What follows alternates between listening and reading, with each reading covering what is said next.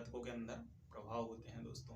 संपन्न स्त्री पुरुष दोनों जातक जातिका होते हैं। भाग्य के पीछे नहीं भागना बल्कि ईश्वर से सदैव निवेदन करना कि वसु नक्षत्र के जातक जातिकाओं के अंदर बहुत अच्छी विशेषता होती है। ये दूसरा बात करते हैं दोस्तों वैवाहिक जीवन के बारे में कि यदि आपका संबंध बहुत अच्छा रखना है तो आपके लिए ये अनिवार्य कदम होना चाहिए। वहीं दोस्तों यदि केवल स्त्री जातकों के विवाह के बारे में हम बात करें, आपका कैरियर कैसा होगा, आप किस तरह से उन्नति के पथ पर अग्रसर होंगे। और दोस्तों स्वागत है आप सभी का आपके अपने YouTube चैनल पीजी ज्ञान में। दोस्तों आज हम बात करने वाले हैं सबसे भाग्यशाली नक्षत्र जिसे कहा जाता है पुनर्वसु नक्षत्र के बारे में। क्योंकि दोस्तों भाग्यशाली नक्षत्र इसलिए कहा जाता है क्योंकि पुनर्वसु नक्षत्र के स्वामी ग्रह बृहस्पति हैं और देव गुरु बृहस्पति सभी चीजें प्रेम पूर्वक यदि किया जाए तो दयावान धर्मवान पुरुष के पास सभी चीजें पर्याप्त मात्रा में देते हैं। ऐसे देवगुरु बृहस्पति के स्वामित्व के कारण अदिति जिसके देवता होते हैं, ऐसे नक्षत्र की आज हम बात कर रहे हैं। तो दोस्तों इसके जो वर्ण अक्षर हैं, यदि आपका नाम के, को, हा या ही से शुरू होता है तो अपने आप को बहुत भाग्यशाली मानिए, क्योंकि आपका नक्षत्र भी पुनर्वसु ही है और आपकी राशि मिथुन होगी। मिथुन का राशि स्वामी बुध होने के कारण, साथ में बृहस्पति होने के कारण, बुध जो कि बुद्धि के देवता हैं, बृहस्पति जो कि ज्ञान के देवता हैं, ज्ञानवान बुद्धिमान पुरुष के पास किस चीज की कमी हो सकती है, ऐसे नक्षत्र के जातकों के अंदर प्रभाव होते हैं दोस्तों। तो आइए इस पर खुलकर बात करते हैं। बात करेंगे आपके कैरियर के बारे में, आपके विवाह के बारे में, आपके प्रेम संबंधों के बारे में।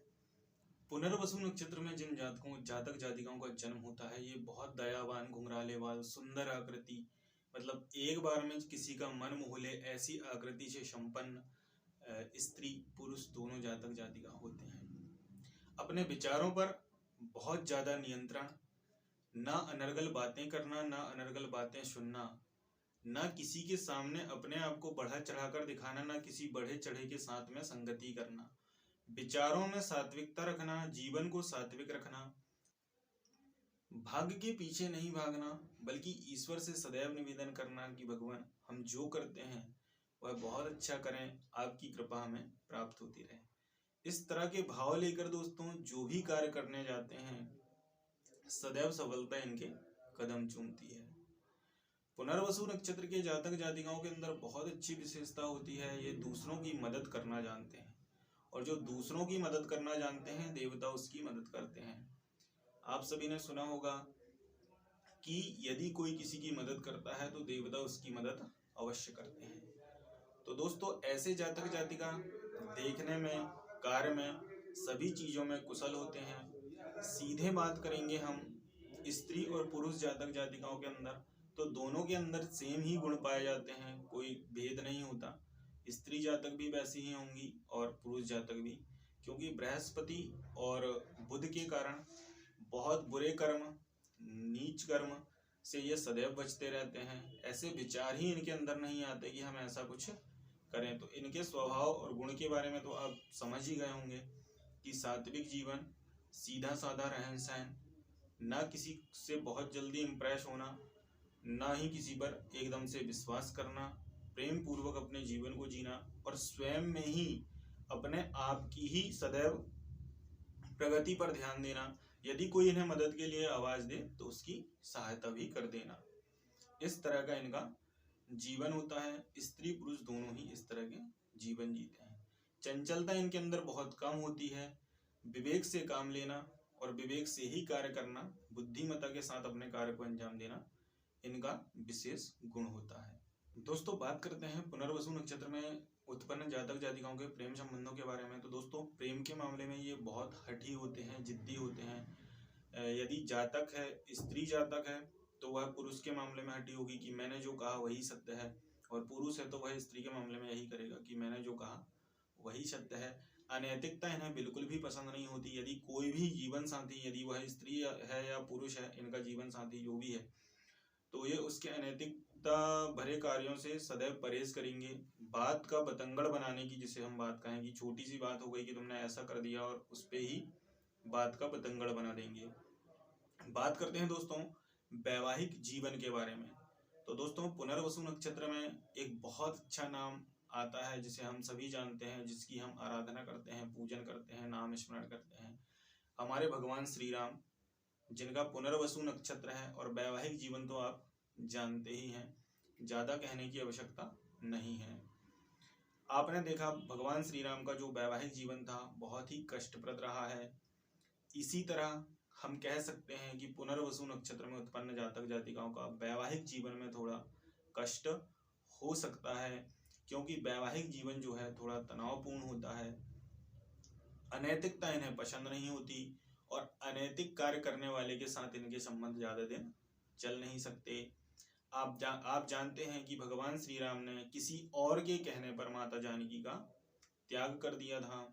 इसी तरह इनके जीवन में भी कोई तीसरा पक्ष अगर खड़ा हो जाए आकर, तो ये अपने प्रेम संबंधों में विच्छेद करने में जरा भी विलंब नहीं करते हैं। इसलिए ऐसे जातकों को सलाह दी जाती है कि विवाह से पहले अपनी कुंडली योग ज्योतिष को अवश्य दिखाएं, क्योंकि यदि आपका संबंध बहुत अच्छा रखना है तो आपके लिए ये अनिवार्य कदम होना चाहिए, ताकि ऐसे किसी नक्षत्र के जातक से आपका विवाह ना हो जिसके साथ आपके वैचारिक मतभेद लगातार बढ़ते ही जाएं और भगवान श्री राम ने जो कष्ट सहा है अपने जीवन काल में, वैसा आपको ना सहना पड़े। तो दोस्तों, वैवाहिक जीवन को बहुत अच्छा या बहुत सुखद नहीं कहा जा सकता पुनर्वसु नक्षत्र के जातक जातिकाओं के लिए। वहीं दोस्तों, यदि केवल स्त्री जातकों के विवाह के बारे में हम बात करें तो दोस्तों, इनका विवाह तो बहुत ही सुंदर गुणवान पुरुष के साथ होता है, किंतु जीवन में विवाह के उपरांत शारीरिक व्याधियां इन्हें आसपास से घेरे रखती हैं और शारीरिक व्याधियों के कारण भी विवाह में कष्ट आ जाता है। यदि संबंध विच्छेद नहीं होता है तो पुरुष जातक के साथ तो हो सकता है कि उसका पुनर्वसु नक्षत्र है तो संबंध विच्छेद हो जाए, किंतु स्त्री जातिका के साथ में यदि संबंध विच्छेद की नौबत नहीं आती है तो शारीरिक व्याधियों से घेर लेती हैं। इसलिए जैसा कि मैंने आपको पहले कहा, यदि आपका यह नक्षत्र है तो ज्योतिषी परामर्श के बिना बिल्कुल भी विवाह कार्य नहीं करना चाहिए। उत्तम तिथि, उत्तम नक्षत्र, उत्तम जातक देखकर ही आप सभी को विवाह संबंध करना चाहिए। अब बात करते हैं आपका कैरियर कैसा होगा, आप किस तरह से उन्नति के पथ पर अग्रसर होंगे। तो दोस्तों, धन की बात करें, व्यापार की बात करें, करियर की बात करें तो ऐसे जातक जातिका इतने साफ सुथरे विचार वाले होते हैं कि इन्हें किसी भी क्षेत्र में सफलता आसानी से मिल जाती है, क्योंकि नैतिकता इनके मूल सिद्धांतों में से एक होता है कि उससे बाहर यह कुछ नहीं करते और जो नैतिक होता है, ईश्वर पर विश्वास करता है, सारे धर्म कार्यों में संलग्न होता है, दूसरे की मदद के लिए सदैव तत्पर रहता है। ऐसे व्यक्ति के साथ सफलता क्यों नहीं होगी, सदैव सफलता इनके कदम चूमती है। दोस्तों, फिर भी हम बात करें तो पुनर्वसु नक्षत्र के जातक जातिकाओं को विशेष रूप से प्रशासनिक सेवाएं, जिसमें बड़े उच्च पद की जो सेवाएं होती हैं, IAS, IPS ऑफिसर, इस रैंक की सेवाएं, तहसीलदार, नायब तहसीलदार, प्रशासनिक अधिकारी जिन्हें कह सकते हैं, उच्च पद पर ये लोग बैठते हैं, उच्च पद पर ये लोग कार्य करने की क्षमता रखते हैं। पत्रकारिता के क्षेत्र में ये लोग बहुत अच्छा प्रदर्शन कर सकते हैं, लेखन कार्य में भी बहुत अच्छा कार्य कर सकते हैं।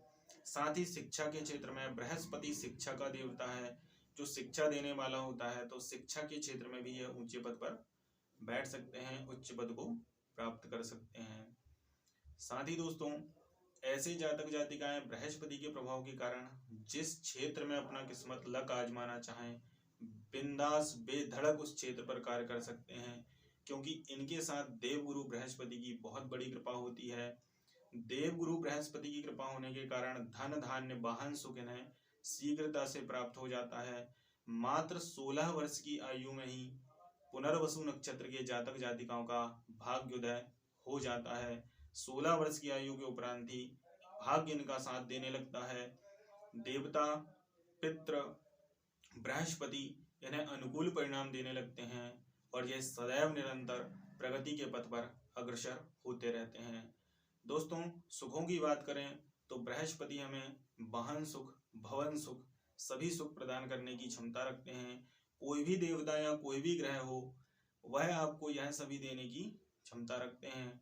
फिर भी बृहस्पति तो बहुत ही अच्छे ग्रहों में से एक माने जाते हैं, जो यह सभी चीज़ें आसानी से प्रदान कर देते हैं। तो दोस्तों, आज की वीडियो में केवल इतना ही। राधे राधे, हर हर महादेव। आप सभी का कल्याण हो, इसी कामना के साथ वीडियो को देते हैं यहीं पर विराम।